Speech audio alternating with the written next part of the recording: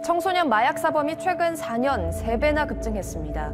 경찰이 마약 사범 130여 명을 붙잡았는데 미성년자가 15명 포함돼 있었습니다. 지난달 한 중학생이 마약 투약 후 쓰러졌던 사건 기억나십니까? 일상 곳곳으로 파고든 마약이 심각한 사회 문제가 되고 있는데요. 마약을 흡입하는 것도 모자라서 요리까지 해서 먹은 20대 남성에게 실형이 선고됐습니다.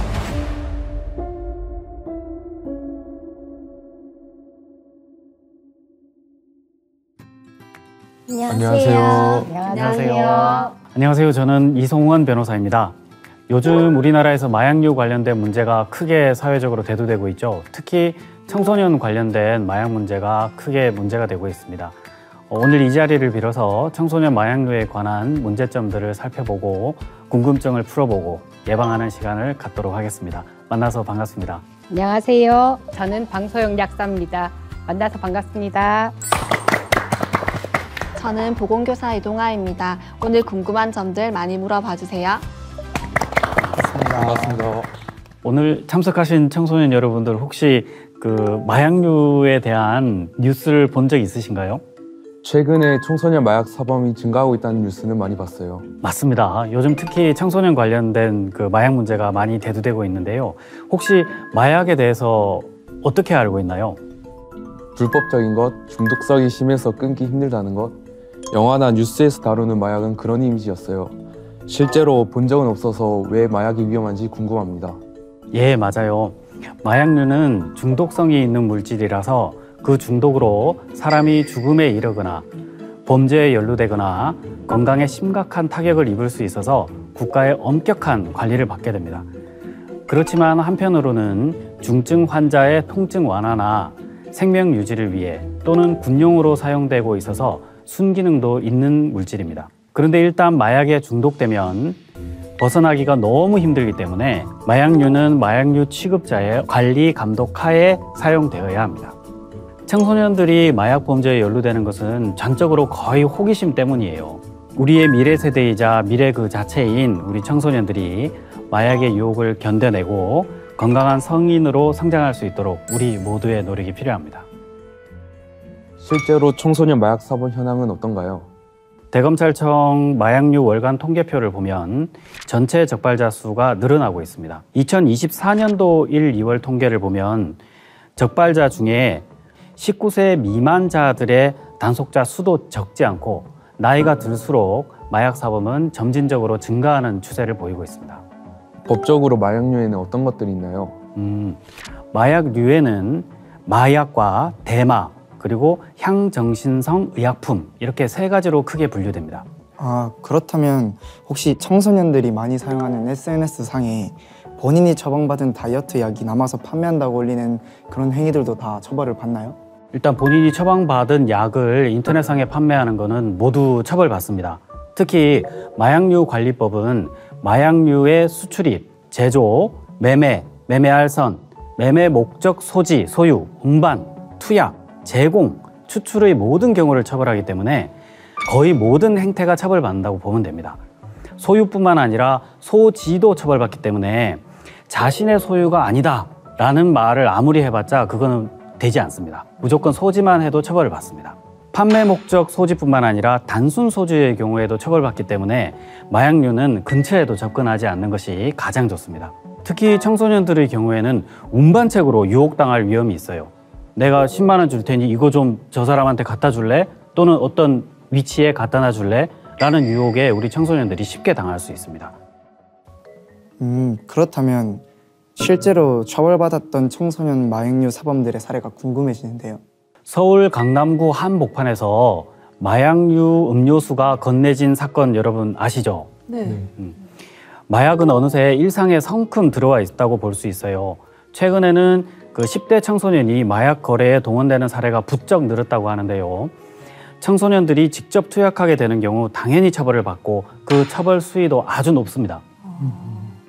대부분의 청소년들은 건전하기 때문에 마약류를 직접 투입하거나 흡입하는 경우는 드물지요. 하지만 일명 던지기 수법이라 해가지고 심부름꾼으로 청소년을 활용하는 경우에 청소년들이 처벌받을 위험성은 상당히 큽니다. 그래서 여러분들은 모르는 사람들이 물건을 운반해 달라거나 전달해 달라고 하는 경우 의심 없이 따르면 절대 안 됩니다. 그 물건이 마약이나 독극물일 수도 있고요. 또는 보이스피싱의 현금일 수도 있잖아요. 그렇죠? 전과가 생기면 어느 정도 시간이 지나면 없어질까요? 사실 그렇지 않아요.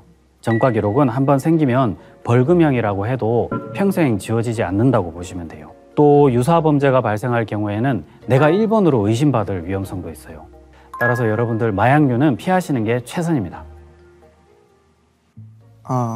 그럼 그렇다면 약사님, 네. 변호사님께서 법적으로 마약류의 종류들을 알려주셨는데 제가 느끼기엔 조금 어려운 것 같아서 좀 더 청소년들이 알아듣기 쉽게 설명해 주실 수 있을까요? 네. 세계보건기구에서는 마약이란 약물 사용에 대한 욕구가 강제적일 정도로 강하고 내성이 생겨서 사용 약물의 양이 증가하고 사용을 중지하면 온몸에 견디기 힘든 금단 증상이 나타나는 약물, 그리고 개인뿐 아니라 사회에도 해를 끼치는 약물이라고 정의하고 있습니다. 마약류에는 마약, 대마, 향정신성 의약품이 있습니다. 보통 마약이라고 하면 아편, 코카인 같은 마약도 있지만 말기암 환자의 극심한 통증에 제한적으로 사용하는 펜타닐도 마약입니다. 펜타닐에 중독된 사람들이 마치 좀비처럼 행동해서 좀비 마약이라고 불리기도 합니다. 미국 청소년 사망 원인 1위가 펜타닐 중독일 만큼 아주 위험한 약물입니다. 대만은 일부 국가에서 합법화되었다는 말만 듣고 위험하지 않다는 오해를 많이 합니다. 대만은 심각한 환각을 일으키고 또 다른 마약 중독으로 가는 통로 역할을 하기 때문에 매우 위험합니다. 향정신성 의약품에는 필로폰, 엑스터시 같은 것도 있지만 의료용으로 사용하는 약물들도 있습니다. 이런 의료용 마약류는 의사의 처방을 받으면 사용할 수 있다 보니 중독될 수 있는 약물이라고 생각을 못하는 경우가 많아요. 꼭 필요한 사람에게는 중요한 치료제지만 그렇지 않은 사람에게는 중독을 일으키는 위험한 약물입니다. 청소년이 성인보다 마약류에 위험한 이유가 뭘까요? 네, 마약에 중독되면 신체 여러 곳에 문제가 생깁니다. 뇌가 손상되어 기억 장애가 생기고 편집증, 환각, 환청, 망상 등이 나타납니다. 심장에도 문제가 생기는데요. 심장 박동이 불규칙해지기도 하고 심장 발작이 일어나기도 합니다. 또한 면역 저하로 여러 가지 질병에 걸릴 가능성이 높아집니다. 마약 종류에 따라서는 자기도 모르는 사이에 호흡 곤란으로 죽음에 이를 수도 있습니다. 청소년기는 성장이 진행되고 있는 시기입니다. 눈에 보이는 신체 변화만큼 뇌도 급격하게 성장하죠. 한참 변화하는 청소년의 뇌는 성인의 뇌보다 중독에 더 취약합니다. 성장이 아직 진행 중인 청소년의 뇌는 작은 자극에도 민감하게 반응하고 충동을 억제하는 기능이 발달되지 않아 중독에 쉽게 빠져들 수 있습니다. 마약에 중독되면 뇌 조직은 영구적인 변화가 생기고 회복할 수 없는 손상을 입게 됩니다. 지능이 떨어지고 호르몬 불균형 등으로 제대로 성장하지 못하게 되죠. 또한 즐거움을 느끼게 해주는 보상회로가 파괴되어 즐거움, 행복감 등을 느끼지 못하고 우울한 상태로 지내게 됩니다. 환각 상태에서는 쉽게 자제력을 잃어버리고 난폭한 행동, 공격적인 행동뿐 아니라 범죄를 저지르게 되기도 합니다. 그럼 청소년이 마약에 중독되지 않으려면 어떻게 해야 할까요? 마약에 중독되지 않는 방법은 처음부터 마약을 하지 않는 것뿐입니다. 나는 의지력이 강해서 중독되지 않을 수 있다고 생각해서는 절대로 안 됩니다. 최근 액상 형태의 대마가 유통되면서 출처가 불분명한 전자담배로 인해 자신도 모르게 대마에 중독될 수도 있습니다. 흡연자는 비흡연자보다 마약에 중독될 확률이 높다고 합니다. 담배를 피지 않는 것도 마약에 중독되지 않는 방법 중 하나입니다. 그리고 해외여행을 갔을 때 특히 주의해야 합니다. 태국처럼 대마초를 합법화한 나라에서 대마를 접하지 않도록 해야 합니다. 안전해서가 아니라 그 나라의 여러 사정으로 허가를 한 것입니다. 마약에 대해 우리나라는 속인주의 원칙을 적용합니다. 태국에서 대마초를 사용하거나 대마가 든 음식을 먹어도 우리나라 법에 따라 처벌받게 됩니다. 또한 약은 인터넷이나 SNS로 구입하는 것은 매우 위험하고요. 불법이기도 합니다.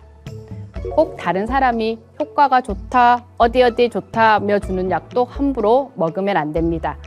본인에게 필요한 약은 의사와 약사의 도움을 받아 안전하게 복용해야 합니다. 선생님, 저희들도 학교에서 마약류 예방 교육을 받았었는데 혹시 다른 학교 학생들도 마약류 예방 교육을 받고 있을까요? 네, 경남 전체 초등교 학생들에게 마약류를 포함한 약물 오남용 예방 교육을 실시하고 있습니다.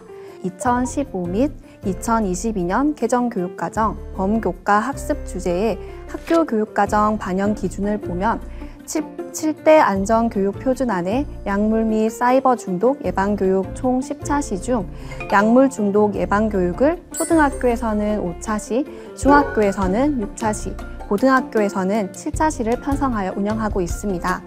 이때 모든 학교에서 마약류 예방교육을 단독으로 2차시 편성하여 운영하도록 되어 있기 때문에 모든 학교 학생들이 마약류 예방교육을 받는다고 생각하면 됩니다. 즉, 마약류에 처음 노출되기 이전인 초등학교 1학년부터 고등학교 3학년에 이르기까지 모든 학교 학생들이 마약류를 포함한 예방교육을 받고 있는다고 보시면 됩니다. 확실히 마약류 예방 교육을 초등학생에게 하기에는 많이 어려운 내용인 것 같아요. 초등학교와 중고등학교의 마약류 예방 교육의 내용의 차이점 같은 게 있을까요? 네. 마약류 예방 교육이라고 해서 초등학교에서부터 마약류에 대해서 공부하는 것은 아닙니다. 관련 법령에 따라 급별 교육 내용과 경상남도 교육청에서 제작한 자료집을 바탕으로 학교에서 마약류 예방 교육을 실시하고 있습니다. 마약류 예방 교육을 체계적이고 일관성 있게 교육하기 위해서 마약류를 포함한 약물 오남용 예방 교육도 위계를 가지고 있습니다. 조금 어렵지요? 네, 쉽게 이해할 수 있도록 수학 교과를 예를 들면 초등학교에서는 덧셈 뺄셈을 배우고 중학교에서는 1차 방정식을 배우고 고등학교에 올라가 미적분을 배우는 것처럼 초등학교에서 학생들 수준에 맞는 쉬운 단어를 사용해서 약물의 의미, 약물 오남용을 예방하는 방법에 대해 먼저 공부하게 됩니다. 초등학교 저학년에서는 약이 무엇인지, 약의 의미와 특성에 대해 배우고 초등학교 중학년, 고학년에 올라가서 올바른 약물 사용법, 약물 오남용의 의미, 약물 오남용의 문제점 및 예방법을 배우게 됩니다. 특히 초등학교 대상 교육은 경상남도 교육청에서 제작한 홀쭉이 탐정의 비밀이라는 그림책과 동영상을 많이 활용하고 있습니다. 이 그림책에 나오는 등장인물들을 통해서 약물 오남용 사례 및 예방법에 대해 쉽고 재미있게 공부할 수 있습니다. 중학교에서는 실제 학생들이 많이 마시는 고카페인 음료와 알지 못하고 사용하는 다이어트 약물 등에 통해서 중독성 약물에 대해서 배우게 됩니다. 일상생활 속에서 중독성 약물의 위험성 그리고 대처 방법에 대해 배우게 되는데요. 고등학교에 올라가서 본격적으로 마약류에 대해서 공부하게 됩니다.